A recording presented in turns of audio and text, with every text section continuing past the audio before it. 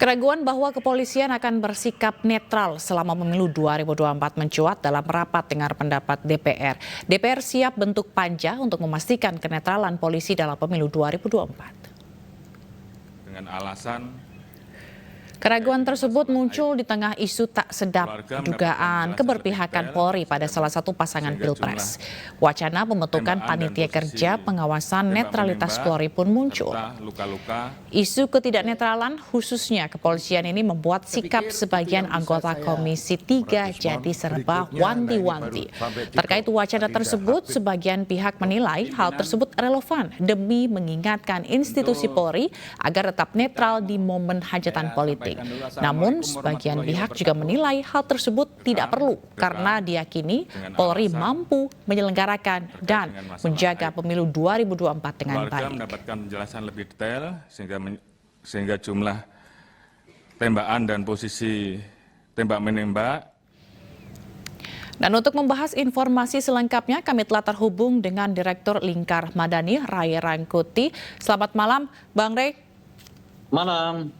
Dan kami juga tadi telah mencoba untuk menghubungi anggota Komisi 3, namun belum ada jawaban. Bang Ray, ini kita bahas soal panja netralitas Polri. Kenapa harus ada panja ini? Apakah Bawaslu saja tidak cukup? Ya tentu sangat tidak cukup kalau untuk mengawasi institusi polisi, karena Bawaslu itu tidak diproyeksikan untuk mengawasi institusi polisi. Netralitas institusi polisi itu ya memang akan sulit ke Bawaslu karena ujungnya nanti akan ke polisi. Maka netralitas polisi itu ya memang harus diawasi sendiri oleh institusi polisi. Dan tentu mitra polisi itu adalah DPR. Dan oleh karena itu kalau DPR sekarang berminat untuk membentuk panja, ya saya kira sebagai ide itu layak untuk kita perhatikan bersama-sama.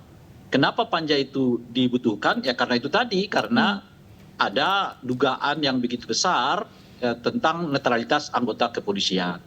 Netralitas ini sebetulnya nggak perlu dipandang saya soal apakah mereka akan mendukung satu pasangan tertentu atau partai politik tertentu.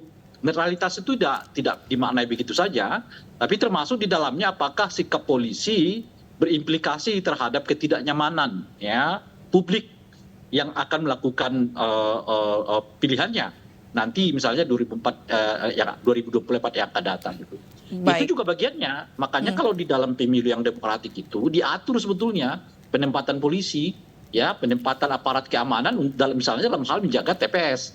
Jangan terlalu dekat dari TPS. Kalau terlalu dekat dianggap ya dapat memberi efek intimidatif terhadap para pemilih.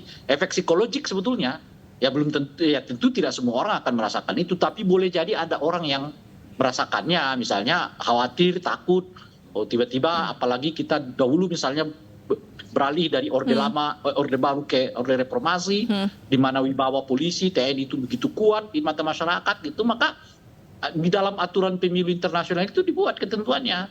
Aparat keamanan itu harus jauh gitu. Semua orang pemilih yang mau datang ke TPS itu atau dari sekarang sebetulnya nggak harus menunggu TPS gitu, harus dibuat nuansanya mereka betul-betul tidak terintimidasi. Baik. Nah oleh karena itu pemanggilan ya karena dugaan adanya pencemaran nama baik, ya penghasutan macam-macam itu mestinya seobjektif mungkin harus dipertimbangkan oleh polisi karena itu dapat berimplikasi pada soal perasaan itu tadi, perasaan apakah mereka merasa bebas, apakah mereka merasa terintimidasi dan sebagainya itu harus betul-betul dihindari supaya pemilih datang ke TPS itu dalam perasaan yang benar-benar lega, nggak dalam perasaan yang merasa seperti misalnya ditakut-takutin dan sebagainya. Baik, berarti kalau dari statementnya Bang Ray, berarti urgensinya tingkatannya seperti apa? Berarti ini sangat urgent untuk membentuk panja netralitas Polri ini ya Bang? Ya, kalau per hari ini menurut saya sih belum ya.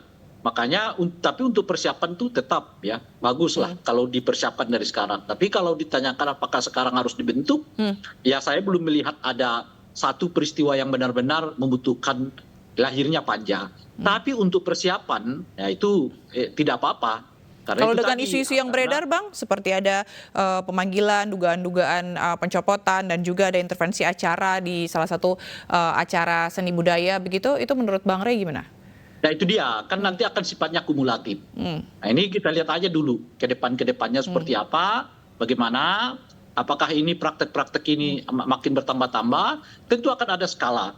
Ya, kalau udah skalanya seperti ini, rasanya seperti ini, ya masyarakatnya juga mulai merasa tidak nyaman dengan praktek-praktek yang seperti ini, kebebasannya terengkuh, ya kan, kalau misalnya kegiatan paslon tertentu seperti dihalang-halangi, sementara yang lain dibiarkan, misalnya ada praktek-praktek yang seperti itu, ya tentu keberadaan panja itu menjadi relevan gitu. Tapi kalau ditanyakan sekarang ini, saya belum melihat ada faktor yang betul-betul menghajatkan panja itu dibuat. Tetapi ya saya juga tidak menutup mata, perlu memang jaga-jaga ya, mana tahu ada peristiwa seperti yang kita diskusikan tadi terjadi, ya panjanya sudah di depan mata. Gitu. Baik, kalau tadi Bang Rey ngomong soal akumulatifnya ini harus seperti apa? Apakah harus banyak lagi kasus-kasusnya atau ada batasnya atau seperti apa, Bang?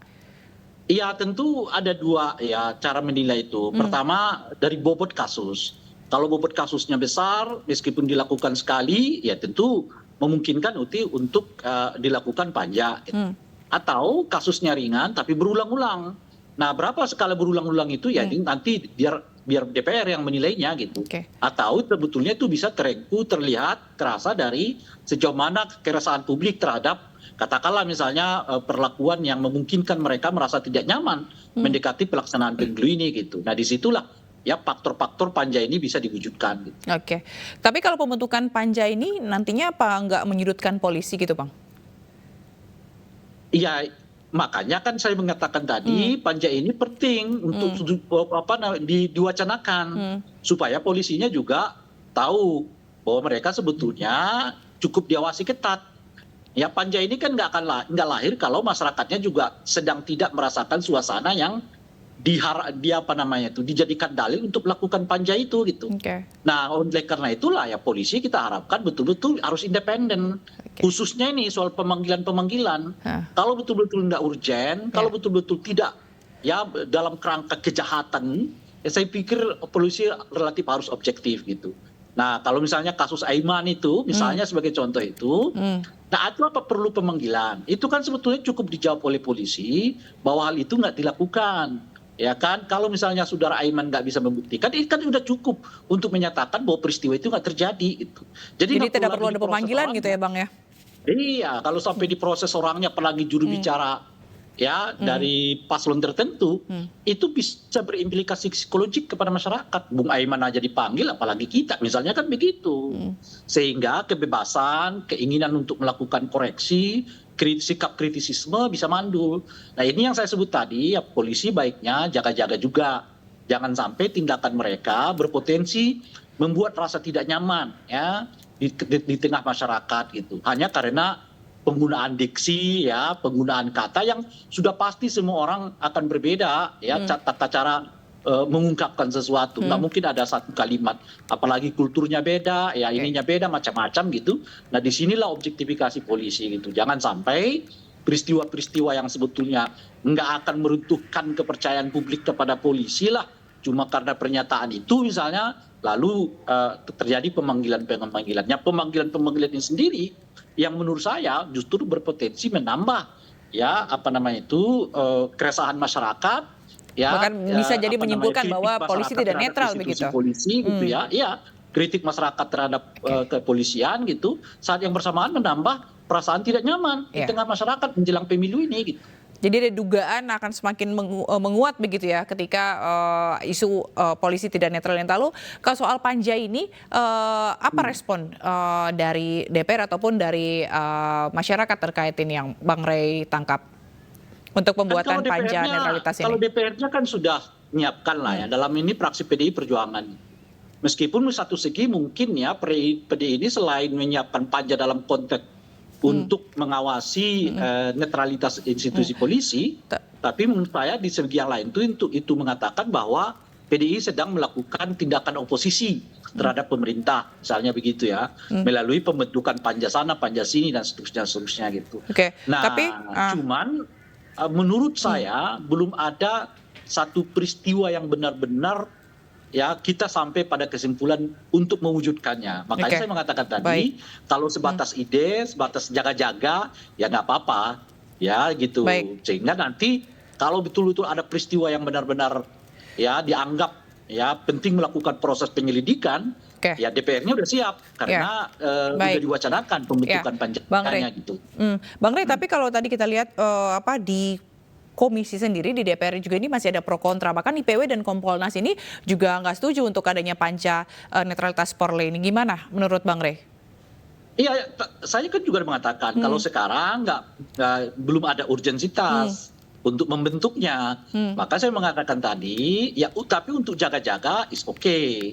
Diwacanakan dari sekarang. Karena nanti kalau memang terjadi peristiwa seperti yang dikhawatirkan, nggak mudah loh itu membentuk panjanya dengan segera gitu. Sementara peristiwanya harinya jalan terus kan gitu ya.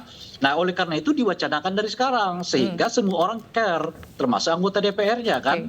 Jadi kalau ada sesuatu yang dianggap peristiwa penting yang dilakukan oleh kepolisian yang katakanlah ya itu sangat mengancam pada netralitas macam-macam itu. Nah DPR-nya udah siap, tinggal ibaratnya ketuk palu gitu loh kira-kira, langsung jadi, langsung kerja, bahkan sebelum pemilu hari hanya dilaksanakan. Baik. Terima kasih Bang Rey Rangkuti, Direktur Eksekutif Lingkar Madani telah bergabung di iNewsroom. Selamat malam dan salam sehat selalu. Malam.